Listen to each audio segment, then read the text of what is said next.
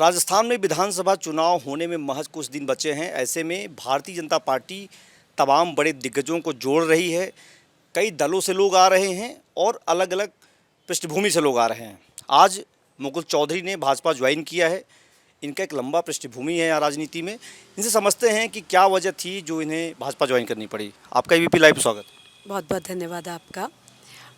देखिए, माननीय प्रधानमंत्री जी भारत को एकदम बिल्कुल जिस संकल्प के साथ आगे लेकर बढ़ रहे हैं और जितनी प्रतिष्ठा हमारी पूरे अनेक राष्ट्रों में अभी G20 हुआ और सब पैनोरमा, आप एक इंटरनेशनल पैनोरमा कहिए, आप नेशनल पैनोरमा कहिए, जिस प्रकार से विस्तृत और भव्य और दिव्य होता जा रहा है भारत, और उनकी जो उत्कृष्ट कार्यशैली है और उनके द्वारा जो किए जा रहे कार्य हैं, उत्कृष्ट कार्य हैं, उनकी जो रीति नीतियाँ हैं, उनसे बेहद प्रभावित होकर के मैंने जो है भाजपा ज्वाइन करने का निर्णय लिया है।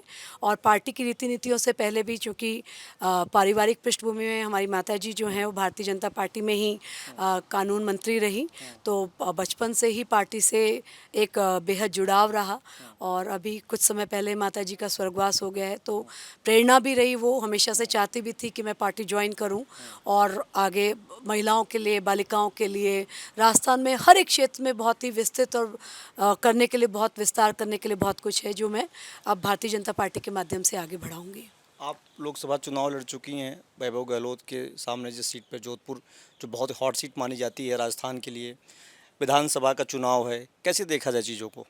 देखिए, अभी आप मुझे बिल्कुल पार्टी के सामान्य कार्यकर्ता के रूप में देखें, और जैसा कि आप सब जानते ही हैं कि हाँ, मैंने लोकसभा का चुनाव लड़ा था और वहाँ पर, और सामने वैभव गहलोत कांग्रेस से और गजेंद्र सिंह शेखावत साहब थे।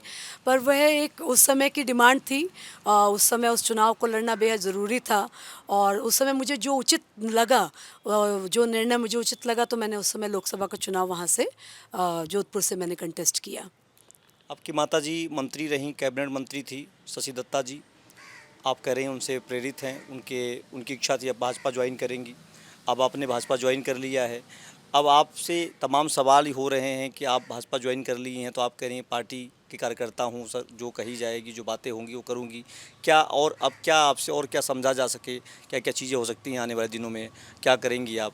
देखिए, पार्टी जो भी उत्तरदायित्व मुझे देगी उसे मैं पूर्ण निष्ठा के साथ निभाऊंगी, और मैं फिर वापस आपसे यही बात कह रही हूँ कि वाकई आप मुझे एक सामान्य कार्यकर्ता के रूप में ही देखें, और पार्टी के सारे, जो पार्टी के द्वारा जो भी मुझे दिशा निर्देश दिया जाएगा उसे मैं पूर्ण निष्ठा के साथ अपनी 100% भागीदारी उसमें निभाऊंगी।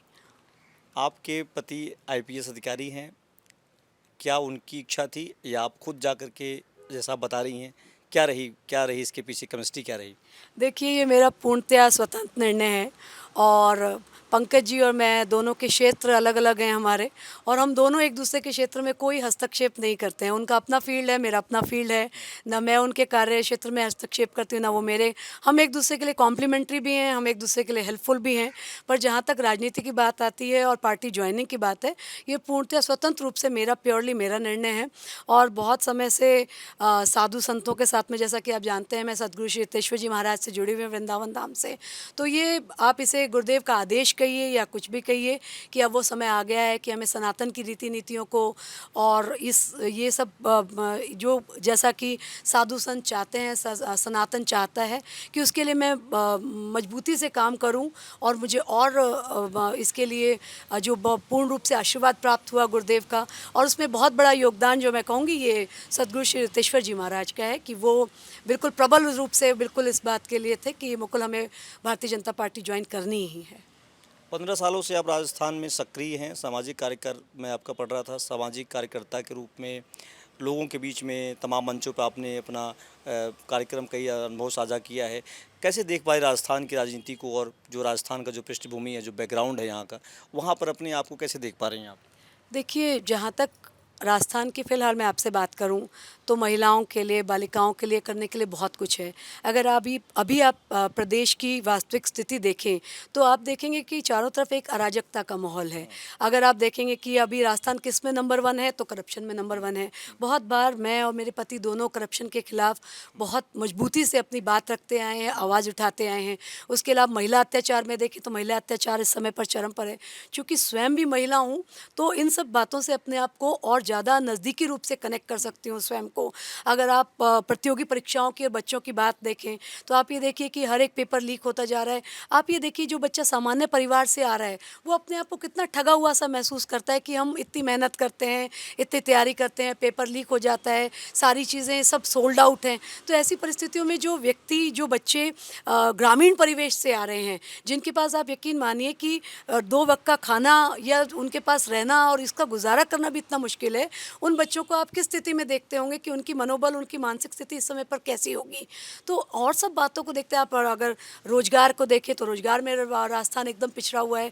इतनी संभावनाएं होने के बावजूद, जबकि मरुभूमि जो है वो सबसे मजबूत भूमि मानी जाती है, क्योंकि हम इतनी विषमताओं से बाहर आते हैं तो हम अपने आप में बहुत कर्मठ हैं, हम बहुत जुझारू हैं और हमें वो सारी योग्यताएं हैं, क्योंकि हमें विषमताओं से लड़ने की हमारे अंदर इतनी क्षमता है।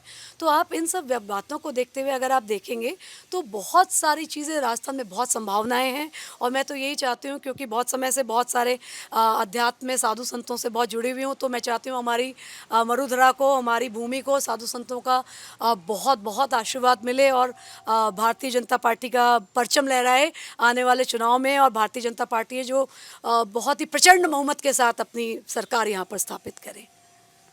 तो ये थी हमारे साथ मुकुल चौधरी जी। इनका कहना है कि पार्टी जो आदेश करेगी वो करेंगी, अभी कोई तैयारी नहीं है। आने वाले दिनों में कुछ और जो फैसले होंगे पार्टी की तरफ से उस पर ये हमको अपडेट देंगी, हम आप तक पहुंचाएंगे। देखते रहिए एबीपी लाइव। जयपुर से संतोष पांडे।